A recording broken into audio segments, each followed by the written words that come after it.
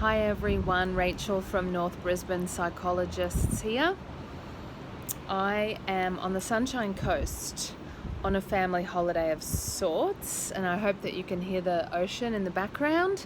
You can see some trees in the background. On the other side of those trees is the beach.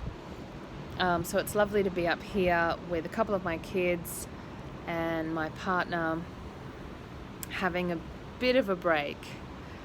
Still working, but having a break. And I wanted to share a quick anecdote with you from earlier today that reminded me that the human mind is a real trickster. So while I've been up here on holiday, and for the last few weeks, I've reapplied myself to guitar playing. I learned how to play the guitar as a teenager and have not really played it much since. So I've been practicing guitar and I've been really enjoying that. And that's relevant to the next part of the story. So we went up to a part of the Sunshine Coast further north from here to do some groceries, and my husband drove home, and while he did that, I was shooting off an important urgent email on my phone. Needless to say, I ended up feeling car sick after about 5 minutes. I'm very sensitive, and I felt really car sick after looking down for 5 minutes. When I finished my email and I looked up, I felt really bad, as you do when you're car sick. And I immediately thought of, when I got back here to the unit, playing guitar. And as soon as I thought of playing my guitar, my mind saw it in a negative light. Like, I thought of myself sitting alone on the couch playing some sad songs that I've been practicing, which songs I love, like Heavy Heart by UMI, and but they're sad. And the thought of sitting alone on the couch playing the guitar made me feel quite depressed for a moment. And I thought, that's weird. And then I realized what was happening. It was my trickster mind, and everybody's mind is tricky, and everybody's mind plays cruel tricks on them sometimes. What had happened, of course, is that I was feeling unwell, car sick, so kind of nauseous and a bit jittery. And when we feel bad, things look bad in our mind. So it's called emotional reasoning or an emotional filter. Quite simply, when you feel bad, the world looks bad, things look bad. You maybe look bad to yourself. Your perception becomes more negative when you don't feel good. I mean, it's obvious to say it out loud, isn't it? But it was such a moment in time of looking up from my phone, feeling bad, and then all my thoughts were filtered through a negative kind of lens. And I thought I need to make a video about emotional filtering. When you feel good, the world looks good. You might have had that experience of feeling euphoric, on a bit of a high, feeling good, and what do you know? The sky looks beautiful, the trees look beautiful, people look beautiful when you feel really good. And when you feel bad, things can look pretty bad. But see, this is where the mind is a trickster. It's a cruel trick of the mind that we can be so easily influenced by our physiology. Our thoughts are so affected by our physiological and emotional state. So try and see thoughts just as a symptom, like a tip of the iceberg. Under the waterline, there's a lot of iceberg, as we know, and that huge proportion of the iceberg is your physical and emotional state. And it's the underworld holding up your mental state.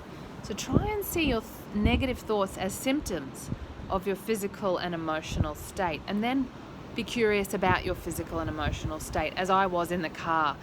And then I realized, I'm feeling gross. I'm feeling bad. My thoughts are just a symptom of this physical emotional state. That's all. And so the good news about the cruel tricks that the mind plays on all of us, the good news is that we can get better at observing what's going on so that we can see through the tricks of the mind-body connection. We can observe those cruel tricks so that they don't trick us so much anymore, so they don't have so much effect on us anymore. And I did that by simply going, oh, there's a negative thought. That's interesting. Why is that? What's happening in my physical and emotional state? Oh, I'm really feeling bad right now. Ah, that's what that is. When I'm feeling better, things won't look so bad.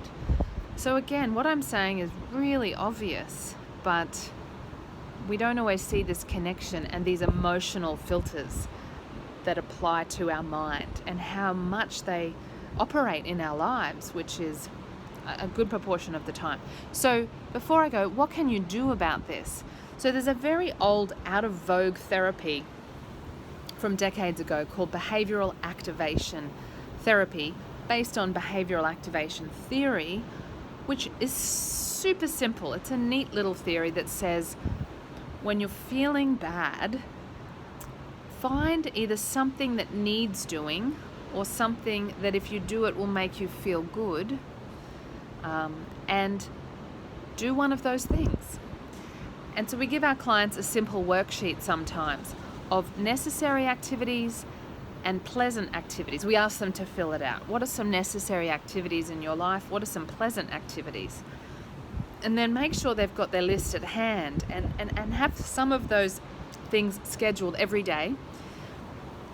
Because the worst thing that we can do sometimes is allow ourselves to wallow in feeling bad. Lie in bed all day. I wallow playing sad songs on my guitar sometimes, but I actually really enjoy it. So it ends up making me feel enlivened and good in the end. You need to everybody's different, so you need to make a list of what are your necessary activities and what are your pleasant activities. And have that on the fridge or your bathroom mirror or somewhere handy so that when you are in a funk and you can't think, what can I do? You've got 5 things that need doing and 5 things that will make you feel good. And your lists are unique to you. For me, playing guitar, going for a walk, communicating with a friend, having a bath, watching comedy on YouTube. There's probably a few others on my pleasant activity schedule. And then all the things that need doing. The reason being is after you've done the task that just needs doing, might not feel good at the time, but you'll feel good that you've achieved something. Or after the pleasant activity, hopefully you'll feel 1%, 5%, 10% better, which is something. It's some movement in the right direction. So this is behavioral activation therapy. You can Google it if you want, find a worksheet, but it's very simple. Necessary tasks, pleasant tasks, just do something, anything. Getting active, getting activated, that movement will change your physiology because that physiology is the iceberg under the waterline. It's massive, so it's having a massive effect on your mental state. So taking action, doing something that's necessary or pleasant will shift something for you. And you just got to keep, it's like brushing your teeth. There's no dusting off your hands and saying, I'm done with that now. This is just ongoing self-care, ongoing mental hygiene, and ongoing work. We just have to keep going, keep doing it. So I hope that's helpful. If you've got any experience of, naturally, spontaneously using behavioral activation therapy on yourself in your own life, I'd love to hear examples in the comments below. Until next time, bye for now.